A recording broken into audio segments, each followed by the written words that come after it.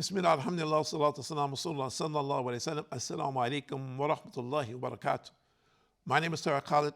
I'd like to welcome to our program here at Sharjah TV on Doing Good, and we hope by Allah's mercy and grace that you are among those who are doing good. That means those people who Allah has blessed, who love Allah and Allah loves them, and we hope and we pray that you're among those. And part and parcel of that is prayer. A lot of people don't pray. A lot of people don't pray, or they don't pray consistently. They pray only when it's convenient, or convenient meaning when they want or they need something, or they're in difficulty, dire circumstances.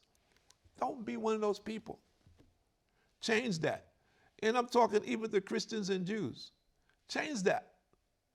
There's very interesting, because when we look at the lives of the prophets of Allah, we look at Muhammad sallallahu alaihi wasallam, we look at Moses alayhi salam, we look at Jesus alayhi salam, we find that they were devout, deeply in prayer. So where did the people get this from? Well, I pray sometime here and there, or I need a special, when I'm feeling when I get the feeling, the inspiration, I can't pray unless I'm inspired. Where did this come from? Who made this stuff up?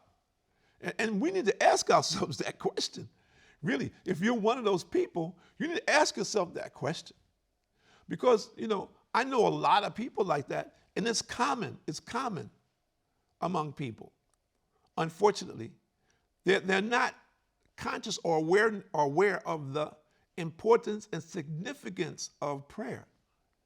It's not that they would not necessarily do it, maybe they would do it, but they don't understand the real value of it, the importance of it. They only think about, in a special situation or a special time, some particular event or whatever it might be, where people are being called together for something, and there's some special person who's leading a prayer, an example, but they're not thinking about my relationship with my Lord. And that's what I want to talk about. Your relationship with your Lord. What is the condition of your relationship with your Lord? Where do you stand, man? You need to ask yourself that question. Where do you stand? Don't be afraid of it. Ask yourself the question right now. Where do you stand with your Lord? If you die right now, what will be your condition? Ask yourself that. Because you might not live past the time of this program. Any one of us, myself included. Think about it. So if you were to die within this segment of this program, what would be your condition? Ask yourself that. What would be your condition? Would you be favored by your Lord? Or would you say, well, I'm not really sure. Well, I'm not really so religious. I'm not a believer. I don't really believe in prayer. I don't really believe in God. I believe in myself. I said, oh, really? You believe in yourself, huh? Okay. And I got another one for you. You people say you believe in yourself. Okay, you're sitting in the chair and all of a sudden your heart goes boop, boop, boop, and you start slouching over. Okay, and you start to lose your control. But you're conscious. You haven't lost consciousness, but you realize that your heart right now feels like it's pumping Pepsi. Okay, and now what are you going to do?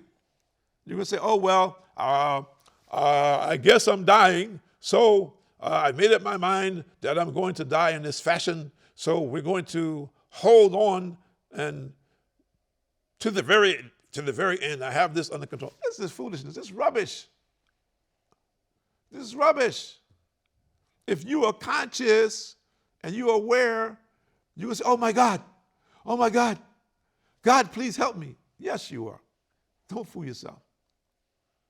And the people will say, no, they're in denial because they haven't experienced it yet. And maybe Allah will not give them that opportunity.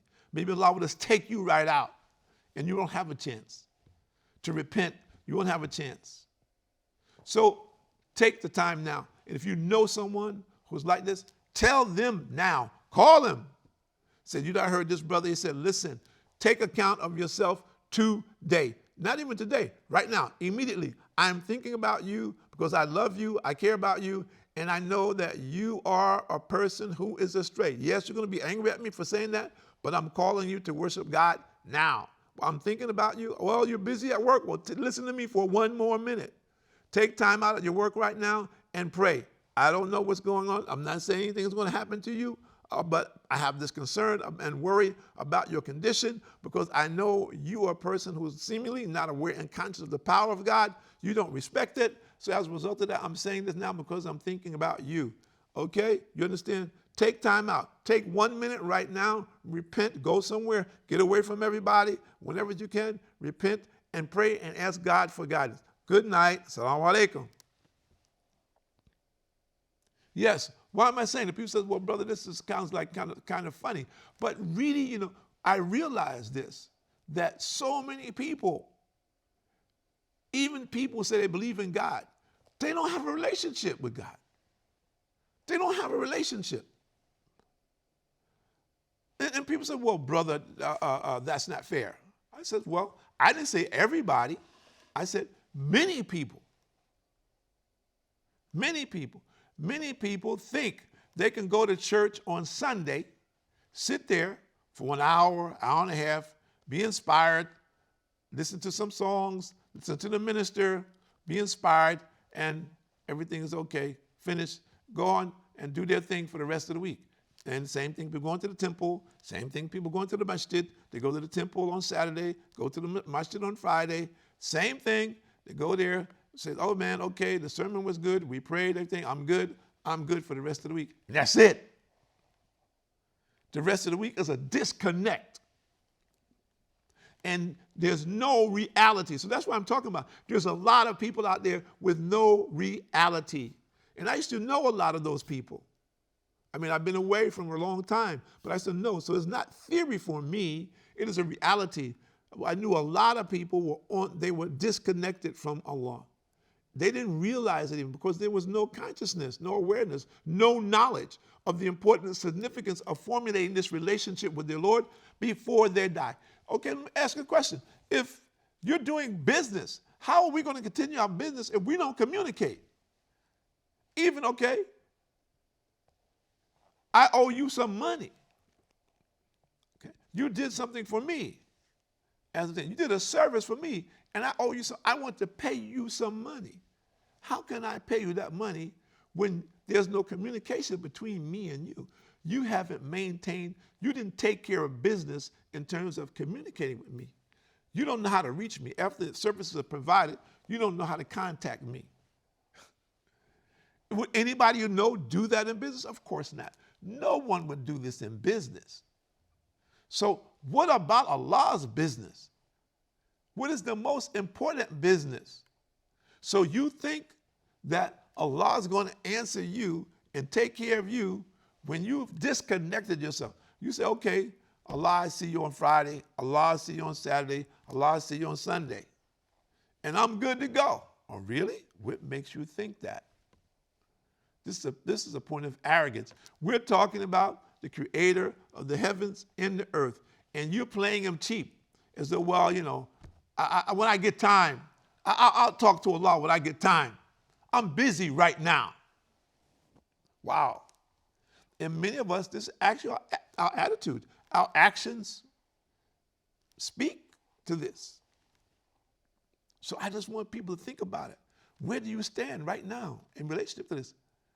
Are you going to be one of those people who says, no, I'm not ready to die right now. You're angel of death. Hey, you come back next week. Give me a chance of a prayer. I have some accounts and some things to take care of. I need some prayers to make up and so forth and so on. And then I'll see you later. And then I'll be good to go. No way. No way. Allah subhanahu wa ta'ala says, every soul shall have a taste of death. No one escapes. So our preparation for that is now, here, today. Whether you're aware of it or not aware of it, whether you like it or you don't like it, doesn't matter. But it doesn't matter what you do about it. Does matter what you do about it. If you don't, it's on your head. It's up to you. My suggestion is to take heed, learn about Islam today. People say, well, brother, in our culture, in our society, the Muslims were our enemies historically, and we fought the Muslims, and my great-great-grandfather, he died fighting against the Muslims, or so forth and so on. So what? People say, well, brother, that sounds kind of brutal. Yeah, but the punishment in the grave is much more brutal. Now, if you don't want to believe that, that's fine. That's fine. If you want to say, well, I don't believe that. I've been to the graveyard. I put people in the grave. I've seen people in the grave. I didn't see the grave do anything to anybody. We covered the grave up. There's nothing. I said, well, that's what you can see. That's what Allah has allowed you to see. But we've been told different, and we believe differently. Are you willing to take a chance? Now that I have informed you, are you willing to take that chance? And it's really no chance, because what I'm saying to you is certified. There's no question about it. Whether you believe it or don't believe it, it's up to you. But it's certified. There's no doubt about this, that there is such a thing as punishment in the grave, that the soul is put back into the body of people. When the last person leaves their grave site, he's asked question, who is your Lord? Who is your Lord? What is your religion? Who is this man who came among you? And if you can't answer these questions, you're being punished in the grave. And the punishment varies depending upon how the person lived in this world. People say, okay, well, brother, that's what you believe. We don't believe that. We believe that God is a merciful God, and everybody who was good in this world, that you're just going to be in the ground and spirit, and everything's going to be okay, and there's not going to be any problem. The bad people, they'll be punished. They'll be thrown in hellfire. I said, well, if you want to believe that, go ahead. But I'm telling you that Allah has advanced it past that. The information is available for those who wish to see. The Quran tells you about this. For those who wish to see it, it is there. Okay? This is the revelation from Allah to all of mankind until the day of judgment. This is it. There's no more coming after this. This is it. So this is the guide for all of us who want the truth. This is the guide for us to follow this path. So if you choose the truth, this is the way. People say, well, brother, I'm not ready to be a Muslim right now. Pray for me. I says, well, pray for yourself. You pray for yourself. Yes, I will pray for you. Pray for yourself. Establish your relationship with your Lord. Now, do not wait. This is a huge error that people are making, that they think they have time to wait till next week, 1 month, 1 year, to their birthday, to whatever it might be. No, you don't have time. Well, I'm waiting for my parents to agree. I'm waiting for my husband or my wife to agree. No. No. Accept Islam, Allah says, accept Islam before you die. Simple. It's that simple. If the person who doesn't, you're the loser. See, you're the loser. If you don't accept Islam before you die, you're the loser. So think about it. Make effort on it. Pray on it while you have time. Pray. Ask Allah for guidance. Ask Allah for the truth. Ask Allah to show you the falsehood and whatever it is that you're following presently. Or if you're not following anything, what will be the result of you not obeying the commandments of Allah subhanahu wa ta'ala in the way that He has prescribed it, that you've designed your own affair based on your own theory and methods. What will be your condition when you come before the angels and they question you? You say, well, brother, I don't believe in angels, man. That's fairy tale, it's fantasy. It's, oh, really? Is that so? So this is all fantasy stories we're talking about. That's what you're saying? Well, if you care to believe that, then fine. Then you will be among the losers. Take time out to study. Sit with the people of knowledge. Open your heart, open your brain to the truth while you can. Don't allow yourself to be locked into a frame of mind that is self-destructive. People say, oh, well, it's not self-destructive. I live in a progressive society, and our society is moving along in a fantastic manner. And we're very organized and sophisticated human beings, and our society is progressing because of this. says, really? Your society is progressing because of this? And there are people who don't believe in Allah. So what you're following is a folly. It's not true, it's false. Your people are being led astray. Satan is leading them astray. Whatever it is in their society that makes them think that their life is so good and they're so progressive and they are away from Islam is deception of Satan. He has fooled them. He has taken them off the path, and he is going to neutralize them one by one. So if you choose to follow that path, that's where you'll end up. He says, well, everybody says that, brother. You know, the Christian preachers say it, the Pope says it, and so and so and so. They all say the same thing. Our way is the right way. Obey God, so forth and so forth and so on. Yes, they all say that. But does that mean because they all say it, it's all correct? No, not at all. So what are you going to do about that? People says, well, that's why I'm studying. This is what I'm trying to find out. So do that. Study it and keep studying it and keep investigating and keep trying to find the truth.